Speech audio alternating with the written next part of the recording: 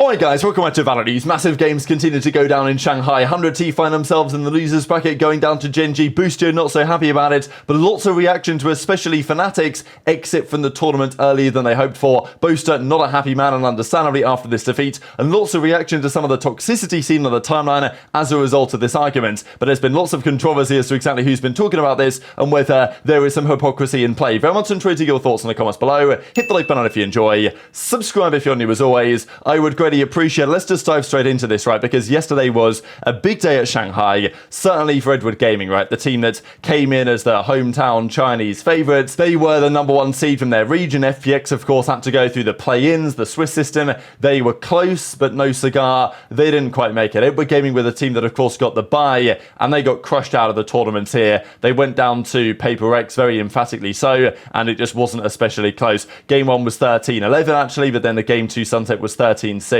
on Paper X's pick. So yeah, no map wins for EDG in front of the home crowds. They bow out of the tournament. And lots of talk really as to why, why can't they replicate what they're doing domestically on an international stage, at least not as much now as maybe they were a little bit earlier on. And there's been some discussion actually that domestically they're so dominant really, apart from FPX. And FPX seem to actually, their style seems to translate better when they get to these internationals. But basically what they're saying is that when they play in region, they beat everyone regardless. So they can't really tell whether what they're trying in terms of setup and style and meta and execution and agent pool is actually good, because whoever they play in region they beat. So they can't really tell whether it's good or not. And then when they go to the internationals, this is when they can try out this new attempt or whatever they're trying to do. And then, we can't seem to find what they want to do. We try everything, we don't get anything. We forget who we are, we regret it the most. And it does feel that way, really, that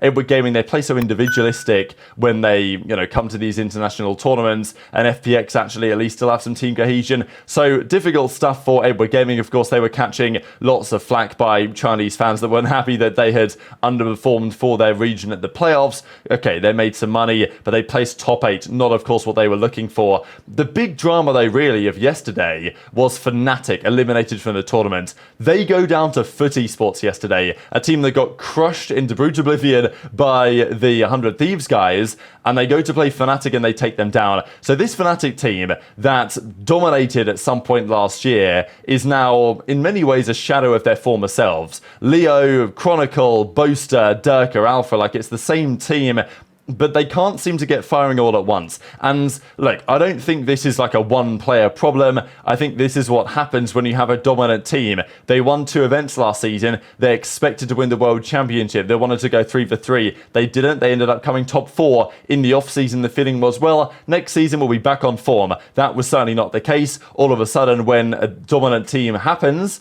and now they are no longer a dominant team, there's immediately feeling of, okay, why are we not as good as we once were? Why can we not play at this level? Questioning yourself, questioning your ability, questioning your teammates, and, the coaching stuff and all this stuff. And all of a sudden, you're struggling to get the results and you're not playing as well as before in the new meta and the new, map pool, different map pool, and these other factors that is the case nowadays. Leo did say that he had food poisoning as well. So, that obviously didn't help his case, as he says, not meant to be. Food poison too strong. See you at the champs qualification, right? But, lots of the talk was around Boaster, because you could tell that Boaster was absolutely gutted at the end of the series. Like he was having a really tough time in the post-match interview, and understandably, right? Because I'm sure Boaster thought, wow, I'm not really sure where to go from here. They've come top 8 now at this international tournament. That's their worst placing as a team at an international tournament that they've gone to. And as Boaster says, not how I imagine this event would go. And obviously people are roasting Boaster, right? People are coming out and saying, oh, well, because Boaster said after Masters Madrid that they weren't at,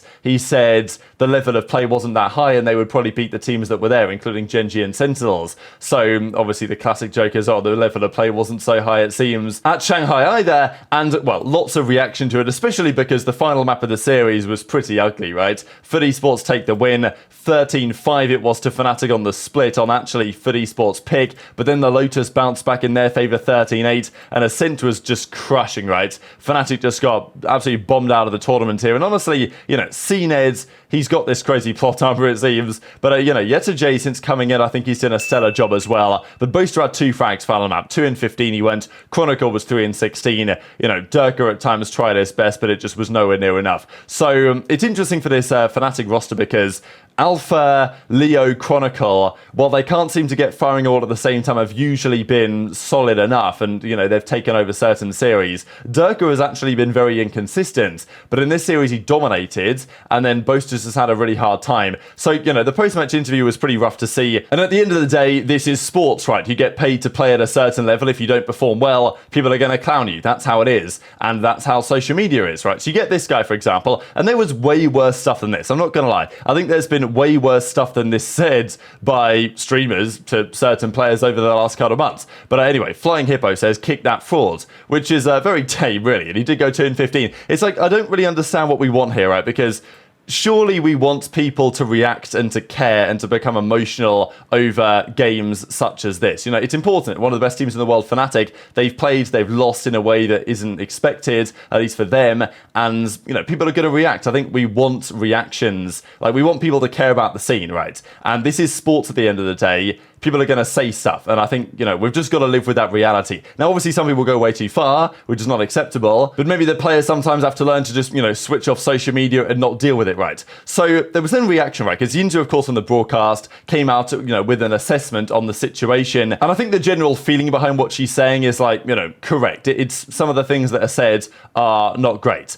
And obviously, she's very close with Boaster. She's been dating Boaster now for a long time. So it's understandable why she's going to respond to the Boaster case rather than others. But of course, there was talk, wasn't there? Just because, you know, I think this was a joke, to be fair, that she made about Soulcast a while ago. But, you know, she talked about Soulcast getting cut from the team, and there was reaction to this. And there was also this one. I think this was like the main one as far as I'm concerned. That it wasn't long ago when Ye was getting clowned on hard by everybody. Like, Ye's been going through it, right? Like, people have been roasting him hard. Obviously, you know, streamers, content creators, people on Reddit, people on social media, whatever. Ye's been going through it, right? Because he's had a hard time, and, you know, now he's completely gone AWOL, right? The team's cut him. He's not said anything. He's off the scene. And when Ye wasn't playing so well, we got this moment on the EMEA broadcast where, you know, Steele was talking about, well, he was making many jokes and subtweeting Ye on multiple occasions, which, you know, I didn't really have a problem with. I thought that it was certainly interesting as an approach to do, certainly because Steele and Ye have their beef, but it's one of these things that in some sense was like officially produced by the stream. So, you know, that's why it's caused some controversy here, that all of a sudden we're talking about, oh, you know, poor Boaster, this is unacceptable, the reaction from the fans, but like on some occasions, the actual official broadcast is kind of leading into that stuff. So what's okay, what's not okay, that is the question. And, you know, Yinsu clarifies how she feels this for, you know, multiple teams, multiple occasions, not just because it was Boaster, but, you know, obviously there was talk about whether she should have been more kind of widespread in her comments. But look, as Durka says, show some love to Boaster, please. This guy's one of the most hardworking people I've ever seen, brings massive energy to the team inside and outside of the game. I guess the question is, what do you do if you're Fnatic right now? What is the next step to take? Because as Boostio says, and we'll discuss these guys in a second, but obviously Boostio and 100T crushed for Esports bad. Then they go to beat Fnatic and knock them out of the tournament. As Boostio says, how the hell did Fnatic lose to those guys? They are so bad. So where do you go if you're Fnatic? I know there's talk about getting rid of Elmer Putty, right, who of course came in as the coach over there, and like maybe that would help. I just don't think that would really, like, I don't think getting rid of Elmer Putty is going to magically solve all their problems. Like, there's just no way. There's clearly more to it than that, and it's not like that team of 5 cannot play well again. They can. It's in there somewhere. We've seen it before, but often when these things start to happen, there really is no way back. Like, when this roster is, you know, underperforming, obviously we've got Boaster and, you know, Durka and the other guys and Chronicle saying, look, don't hate Boaster, like, talk trash to me and all this stuff, and that's fair enough. But sometimes the roster is simply past its sell-by date and something has to change if they want to get back on the right track. There's talk about what they could do. Could they sign another IGL instead of Boaster? We've, of course, seen what's happened with other top teams in the Americas signing tier 2 in-game leaders and, of course, having good results. Still think Boaster does a good job, but it's like, you know, what do? You get rid of Durka, because he's probably been the most inconsistent and underperforming, but like, that doesn't really seem to make much sense either. So intrigued your thoughts in the comments below. Just before we close out though, we got to mention 100T, because they played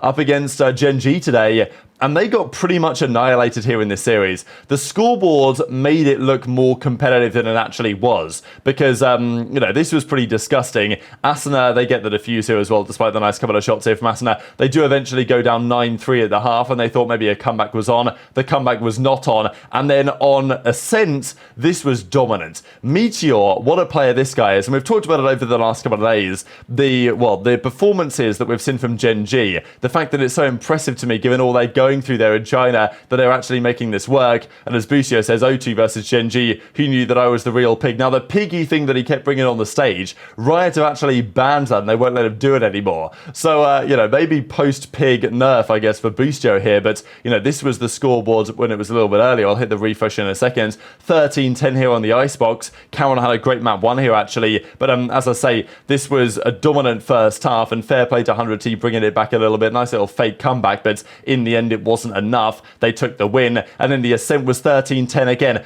Again, it looked maybe more competitive than it actually was here, because Gen.G started off super hot, then 100T brought a few rounds back. Munchkin was kind of making some interesting plays, shall we say, despite high assists in the game, and then Meteor just took over second half. Even this round 14, that they won with Sheriffs was like an absurd round. 100T then bounced back, but after that, the offensive side of Ascent is pretty tough, and Gen.G go 13-10, 13-10, but I think this was even more impressive maybe than the scoreboard suggests. So Gen.G are looking really strong right now. 100T down to the losers bracket. That leaves the rest of the tournament looking like this. So Fnatic are gone, Edward Gaming are gone, Gen.G are through to the upper final. Obviously 100T versus Paper Rex is going to be tomorrow, which is an absolute banger to determine who continues, who goes out top 6. And then G2 versus Heretics just getting underway. Heretics starting off with a slight early lead here on the icebox, but very much intrigued to your thoughts on all this stuff in the comment section below. Hit the like button if you enjoyed, subscribe if you're new, take care, and I'll see you next time.